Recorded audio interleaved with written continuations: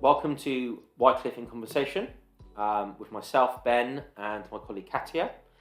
We're here today to do a podcast on exhibitions, which is always a subject that our followers and our collectors enjoy, and it's a big part of the gallery and what we do.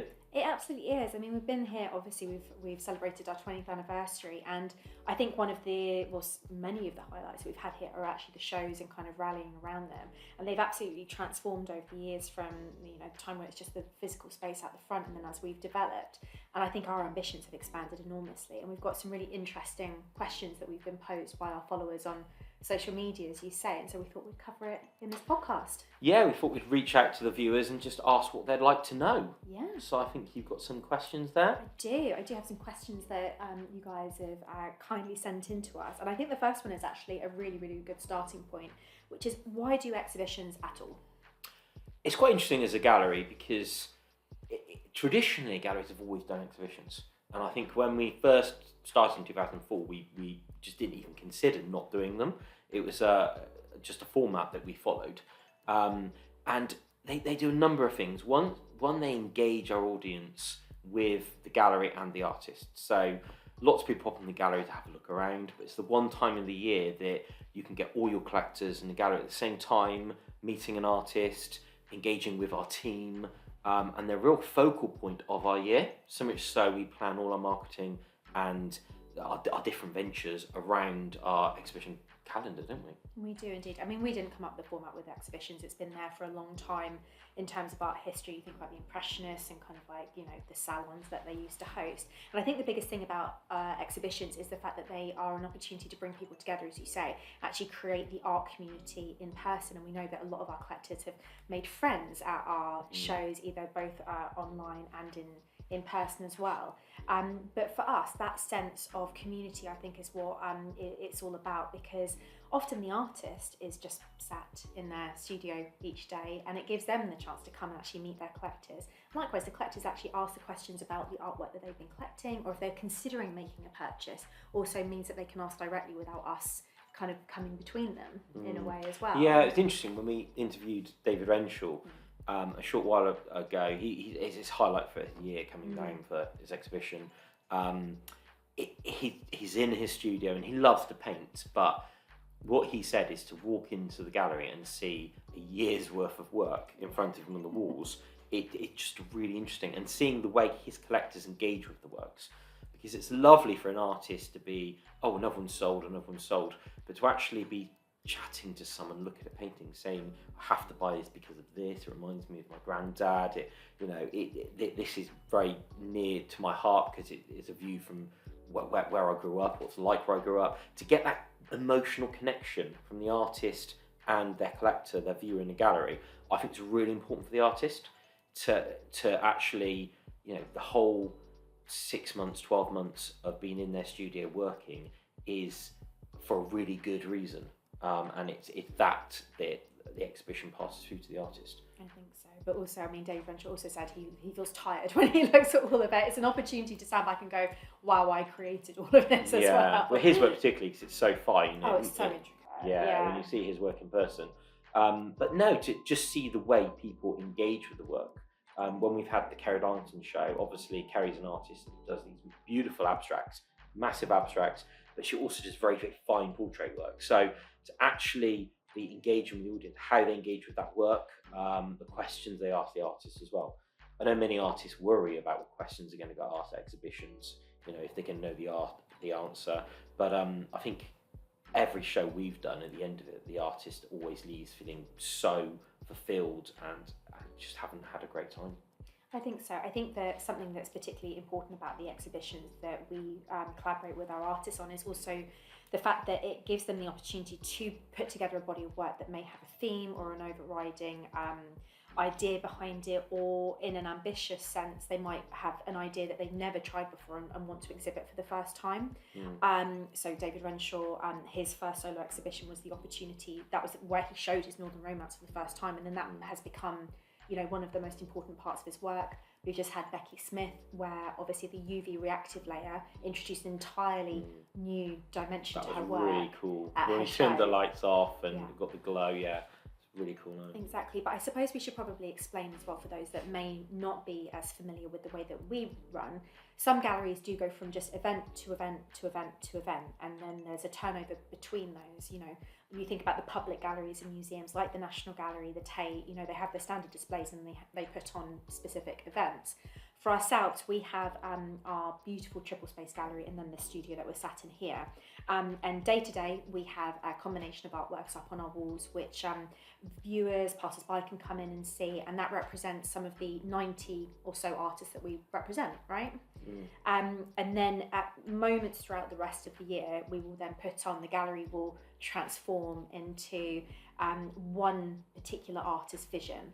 And it gives that artist the opportunity to, as I said, really put together that body of artwork. David Renshaw, one of his most recent ones was around New York themed, and so it was around an evening in New York. With Becky, it was life in colour, and with Kerry, you had the beautiful tangled roots, that beautiful body of portraiture. So it gives them an opportunity to put that work together as a cohesive vision, which is very important for them, because often it will help them jump forward in their ambition as well.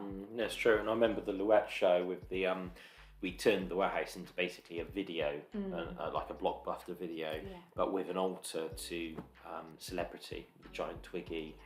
That was a really, really good event as well. So, that's why we do events.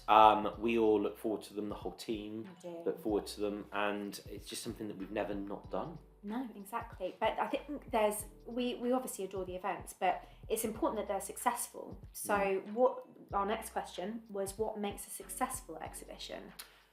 That's a hard one to answer, isn't it? Because there's, how do you deem success? Obviously, there's you want the artist to really have their moment, enjoy their show, which we're lucky that we've achieved that with our artists recently. But then you also want the client to come along.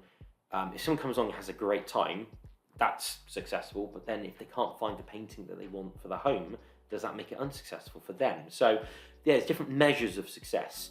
I would say having a show where, getting people to come to the show when it's a pouring rain and it's a very dark, gloomy evening. We get all the RSVPs and suddenly it's like, are they going to make it? And we've been quite lucky that we always get good attendance. But that I would say an attendance rate is important for success. I think so. But I think it's also, we obviously, both of us will sit down with our artists very early doors when we're thinking about the show, which is usually many, many, many months before that show is going to be hosted. And we talk to them about what's important to them. What are they trying to achieve with that show, and what does success look like to them? Because obviously there's a commercial success, obviously, but obviously, yes, we want them to sell their lovely artwork. We want to sell their artwork for them. But on the other side of it, sometimes that success might be measured by PR, and it might be news coverage. And so there are different areas, or content creation. So we want to be very careful with speaking with the artist about what they're trying to achieve with it, because that vision is important. Important to them, and obviously our artists each have very different ideas of what good looks like, I suppose, from that side of it. But as you say, the clients themselves, from my perspective, a successful event is having a room full of very happy people. They're having a good time. One of our ethoses as a gallery, for me, has always been to try and break down the barriers of the art gallery, where you don't feel unhappy or nervous or anxious to walk in. You feel like you're attending an open, welcoming space where you aren't out of place, that it's an inclusive community again. I think that's really important, and our show's always that. Normally they're heaving with people, obviously looking at the art, enjoying the art. There's somehow, because there's such a large number of people, no one feels exposed. When people walk into an art gallery, particularly in central London, I feel exactly the same way. I walk into a very posh art gallery in central London. And we in the art world, and we walk in and we kind of go, should we be here? And then someone comes over to you and stands next to you and says, how much money can I take from you today? And it's like, I really just want to have a look around. So at a show, obviously during the normal running of the gallery, we people walk in and we might say hi, it's still raining out there, but other than that, we let them look around. If they've got questions, we're here. So we've never been a forceful gallery like certain galleries in London. However, at a show, so many people here, people just flock in. And in fact, we even find people just walking past saying, wow, that's a busy show. And they come in, have a look around, and they might find something they want. So there's no pressure to buy. So success is a room full of happy people. It's an artist that's happy with the overall vision, and it's people buying art that they're going to love and treasure. So that's I suppose our benchmarks for a successful show, and being ready on time, because quite often we're not, and that is yeah. I love being ready before the deadline. It would be a nice thing. I mean, I'm not going to name the show, but there was one show where the guests had turned up before I had, because we'd had such a quick turnaround, and we obviously we want to be presentable and feel good about ourselves. So dashed to the hotel to try and get changed, come back, and obviously the guests have started turning up, and it does put you under a lot of pressure, but we do often go down to the wire. It never not comes together, but I think from a team perspective, if we're talking about artists and clients, our team would appreciate it if we had a bit more time. But you know what, if we had more time, we'd use it. We'd only become more ambitious and try and do more stuff. Yeah, that's true. So what are the challenges of creating a successful exhibition? Oh, there's lots of challenges. I would say one of the biggest issues we have is create an exhibition which works both for people in gallery and people virtually. And I know we haven't touched on the virtual exhibition yet, but a lot of our clients are international. They can't come to the gallery. A lot of the clients might be Scotland or whatever, and just can't make it. So we do an online version of most of the shows we do, as well as the in gallery, and that it's very difficult, because effectively you're putting on two shows, and you're trying to portray the vision of an in-person show for somebody sat at home in New York or somewhere. So that's a big challenge. And although we've got a marketing department that mainly focus on the virtual show, and we can start the virtual show a bit earlier, I'd say that's one of the challenges.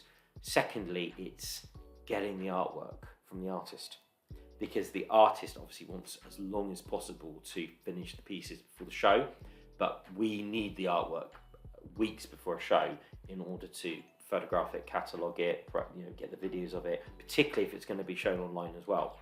So I would say getting a deadline to an artist, and as an artist it's hard to say this painting is done. Artists like to continue to work on it, make it better and better and better. So that's probably our biggest challenge. Again, it's time, really. We need time with the artwork in order to do what we need. Yeah, absolutely. And completely understandably, the artists want as much time to kind of alter, tweak, stand back, make sure that they're happy with it. But as you say, at some point you have to have that let go moment of it. Yeah. So that's a huge challenge. As you said, even just getting the photography through. Potentially, you're talking. I think the recent Becky Smith exhibition, I want to say that there are about 40 new artworks as part of that event. So talking about huge influx of content that's then got to be created to do that artwork justice online. But also we need time to curate the exhibition, because obviously it doesn't just go up and that's where it stays. We spend a lot of time changing the displays over, organising this space, organising the triple space at the front, because very often we're doing all of it. Obviously all of the regular artworks have to come down and be stored safely. They've got to be logged where their new location is. So it's hugely time consuming to put it all together, and then layered on top of that there's the staging. So staging that event to make sure that the artwork sings, and particularly over the last couple of years we've really been focusing on immersive exhibitions. So when I think back to some of the Kerry shows that we've hosted, where you bought a huge olive tree. You actually bought a living enormous, I don't know how big that tree was, like 7 foot, 8 foot? It's about 8 foot, yeah. It was the sheer weight of the pot, wasn't it? It was just, yeah. And when you hosted the Twiggy Video Heaven Luette one that you just mentioned, we alter, the entire front of this studio had to be taken off to actually get the scale of that artwork in. So it's the staging itself is a huge logistical challenge. I think that the hardest part of staging is you have to close part of the gallery, or sometimes all of the gallery, before the show to make it work. And of course you don't want to close the gallery, and people are trying to come in and look, buy gifts, buy art for their home, and it's like, I'm sorry, we're closed because of the show. So it's always keeping the galleries open as long as possible, right to the point where you have to say no, now we have to close and stage. But we have been, the Becky show, she was really good at getting us the art on time. You mean Life in Colour? Yeah, the Life in Colour, the Becky show, yeah. She literally, we gave her the deadline, we got the art on time, and we were still very close to the wire, but we just got it done in time. But there's a lot of staging in that show. You had to buy special UV lighting and have that fitted across the gallery. We had all the props. We had the saxophone player, and also that's one issue is you know, the saxophone player was fantastic, but we were let down with some of the waiters that evening. So people were starting to arrive, and you know, even Becky was pouring champagne for people. It was so when you get let down in the last minute by people, it's tough. And I remember the show that you talk about with the giant olive tree, that we wanted that kind of low smoky feeling. It was a very ethereal show, so you put all the smoke machines, and then the show started. We started the smoke machines, and they set off all the fire alarms. So that was great fun. So yeah, I'd say the biggest challenge is always time, really. No matter how you look at it, it always comes down to having enough time to prep, enough time for the artist to prep, enough time to get the virtual sorted. But the same with any kind of event, isn't it? Time seems always against you. You use what you have until you run out. Yeah, no, I completely agree. And I think when we look forward to what we're doing, obviously we have hosted events externally as well, not just on site here. We recently did a wonderful evening with Louet in central London, obviously with the screening of his hyperpop show, hyperpop film, sorry. And so there are so many different logistical challenges, and that's actually using our own base. Obviously, once we start taking ourselves out of this space, it just explodes. And I think 2025 is going to bring a lot more of that ambitious kind of we've got some good in. plans for 2025. Some great shows. Exactly. Right then, so our next question thereafter is how are artworks chosen for exhibitions? Well, I suppose we choose the artist, and then we have a sit-down conversation with the artist about the vision for the show, the style of work they want for that show. For example, we sat down with Louet, who was very much like, there was a clear message about video having the show. It was about how social media is seeping into people's lives, and that's why we did the blockbuster style with the altar, with Twiggy, and it was a very clear message. Other artists have more of a dynamic range of art, like Carrie Darlington's. There's so many different styles. So normally there's a new body of work that they want to show at the show. So at least part of the gallery can be themed around that, and that's kind of the direction. So you're having that sit down with the artist to work out what from their collection they want, what the title of the show is obviously very, very important, and to do something that's new and unique. So every time, obviously with Carrie Darlington, we've done at least one show a year for the last probably 10 years. So it's finding something unique. Although it's never an issue with Carrie, because there's so many ideas, but it's finding that theme, that style, that kind of, you know, why would the collector travel 4 or 5 hours, and people really do travel that far for this event? How are they going to experience the art? How can we enhance the experience? For example, the Becky Smith show, where we used a special UV light in order to enhance certain pieces. So yeah, that all comes into the selection of artwork. Yeah, absolutely. I think that question is probably posed from a collector who is thinking of different kinds of gallery models, where obviously there are some galleries out there that accept they have a rolling exhibition, they accept artist submission in their kind of mixed shows. Whereas for ourselves, as you said, we've picked the artists and we support the artists that are within our portfolio of representation. That's how the artwork is therefore by proxy picked. But at the same time, I suppose the question therefore by default is then, why don't we do mixed shows? Why do we do only single artist shows? I think mixed shows, I mean, we have done them in the past, and they've been very successful. It's very difficult when you have a collection of different artists' work to make that artwork, the transition between the different artists and different artwork. And I always want to give our artists the best kind of stage to show their work. It's very difficult when it's mixed. It's very difficult to be fair about who gets what space, how much space they get, who their work is hung next to. There's all these different questions. And I tend to find that it can be confusing for the collector. They walk in, when we do our shows, I suppose we're quite ambitious. So the entire gallery, often the entire studio, is all themed and all flows and all works beautifully. And we want to give that kind of experience to the viewer as well as the artist. I was going to say, as I used the word immersive already, but that is the purpose of it, to be immersed in that artist's imagination and world for, you know, the couple of hours that you're here. And we like to transport our collectors away from their their day-to-day life, but also take a bit of that home with them if they want to, where they can then remember that experience of the evening, of the memory of that together. And it is easier to curate that from a single artist perspective. That's not to say that mixed shows don't work, but I would love to do a mixed show where there's a common theme across all artists. Now that's quite ambitious, because you need to speak to, I don't know how many, 4, 5, 6, 7 artists and say, this is the theme, what's your interpretation of this? Yeah. And have that work produced for that. That would be quite fascinating. And at least then there's one common immersive theme to the event. I think that could work well. I think so, but then I'm managing one artist and one set of kind of like what's in their imagination and what's in their mind, then you might be like expanding that out to maybe 5 artists, 10 artists, and suddenly managing different logistical locations. Where's the artwork coming from? It's all going to arrive at different times. I'd like to see it, but I wouldn't want to plan it. Yeah. I guess that's why I'm here. yeah. I don't think we'll be doing it for a while anyway. No.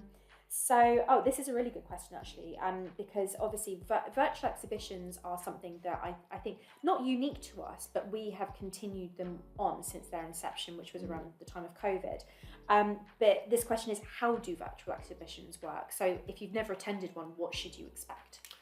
It's virtual exhibitions. Obviously, we started them during COVID. Before COVID, we'd have an exhibition in the gallery, and at the same time, or a few hours later, the artwork shown at the gallery would be shown online. Now, often a few hours later, so that if you've got a gallery full of people and someone says, well, think about buying this one, this one, this one, they've got that moment to consider their purchase, and no one's going to buy it unless they physically buy it from inside the gallery.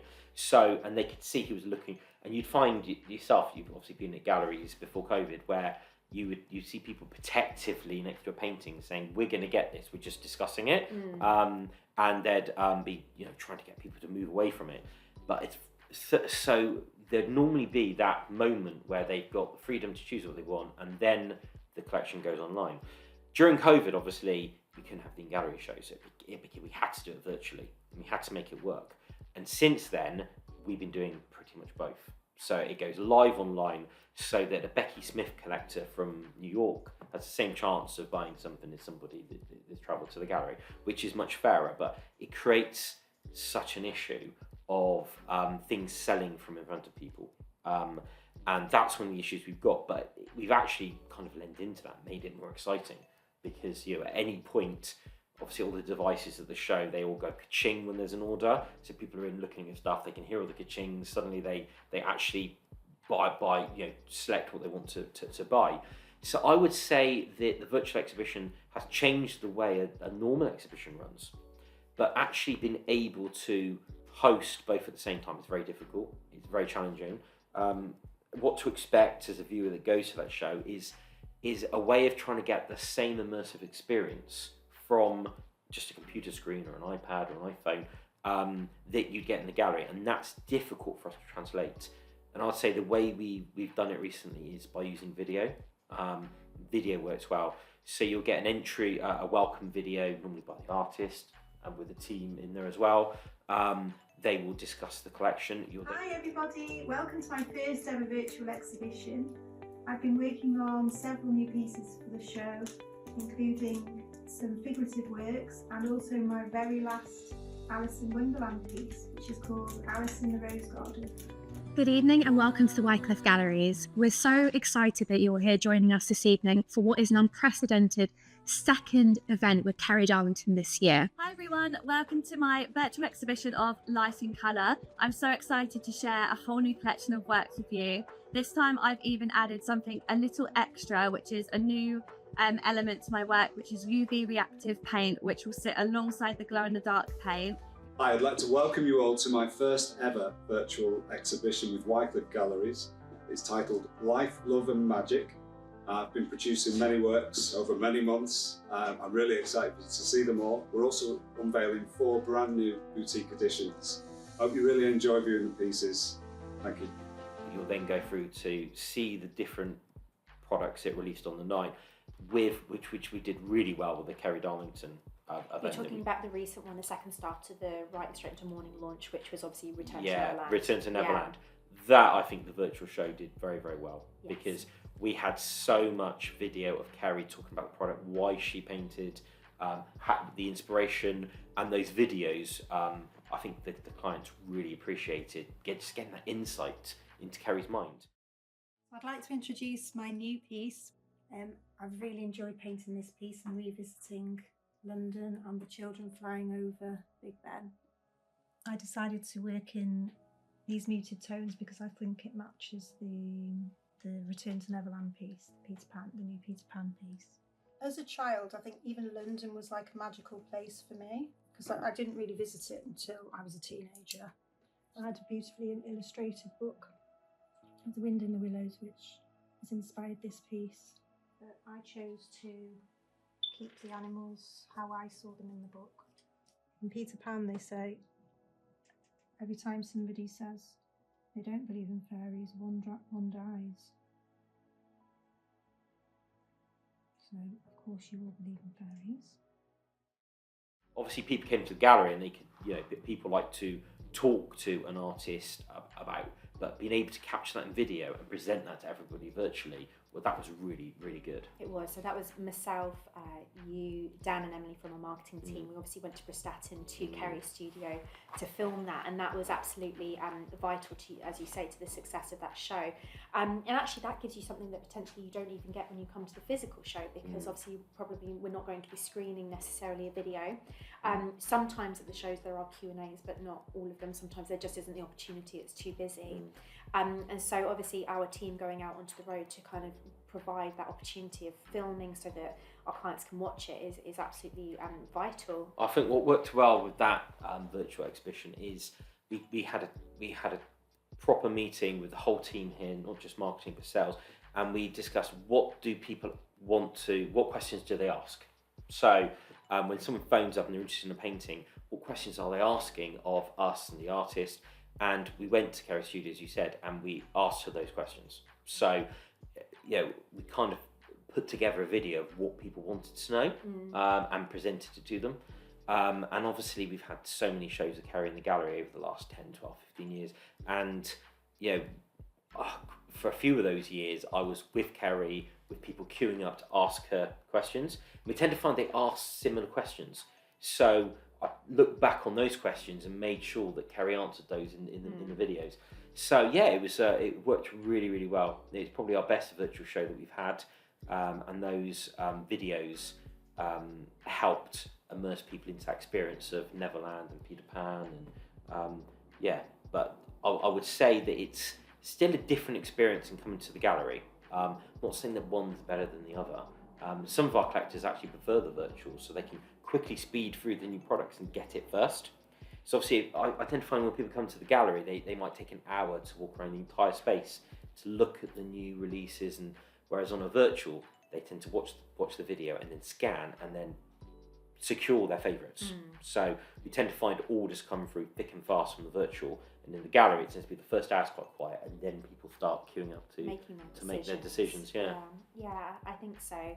I think with both, we've hosted 2 Kerry shows this year, just to clarify. So in April we had the Tangled Roots, which was obviously a dual show, which was both virtual and in gallery, and so they both happened simultaneously.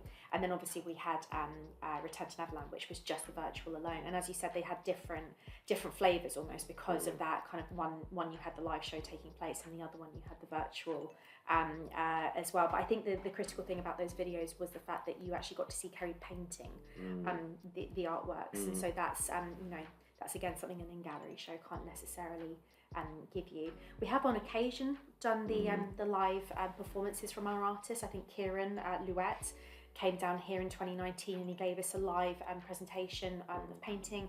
Becky's also been in here a few times doing live painting. It is lovely to see that kind of like behind the scenes of it, your art coming together. No, definitely. And Kerry's brought in works at different stages of completeness for her shows as well. But yeah, being able to see an artist in their studio working on it whilst discussing why they're painting it, the inspiration behind it, and also I think an artist in their own studio environment talking about it, you do get a lot from them. Obviously in a busy gallery of like 20 people queuing up to talk to them, they're they're less relaxed. So that was what's really good about that show. But yeah, weaving that an online show and an in-person show at the same time, that's very difficult to achieve. I mean, we've done it lots, and I enjoy the challenge, but it's every time I think, why are we doing this? Yeah, just a bit. And then I have the final question here that we have, which is, what makes certain artworks more collectible during events? That goes back to slightly what I said about the virtual. When we go live, and we tend to find the artworks that do really well in virtual events may not be the ones that do really well in person. And I don't quite know why.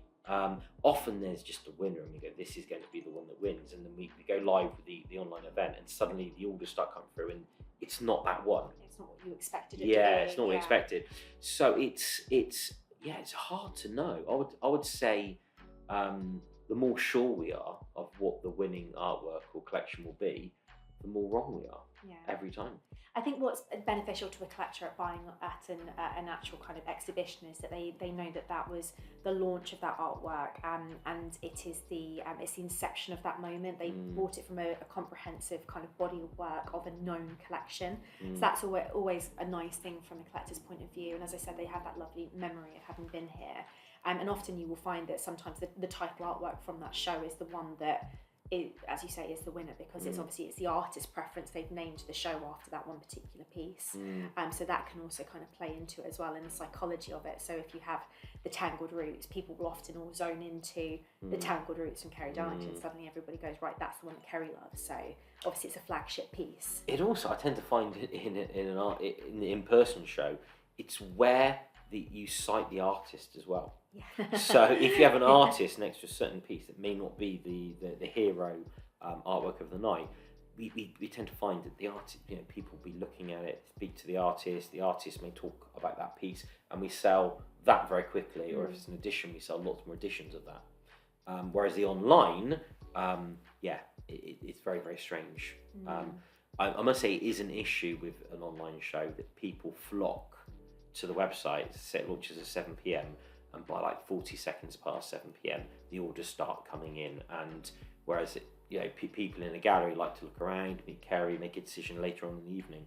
So you get this sudden burst, and of course it's hard for the sales team to just be aware of what's going on, what's selling, how quickly it's selling, with the virtual show at the same time. Yeah, very difficult to manage the paces. But I think the fact that we can't necessarily predict what is going to be a winner is actually probably a really good thing, because we can't, obviously we know we represent brilliant art, and so our job is kind of to be the guardians and the gatekeepers of quality, to make sure everything that we represent and goes onto the walls is as good as it possibly can be.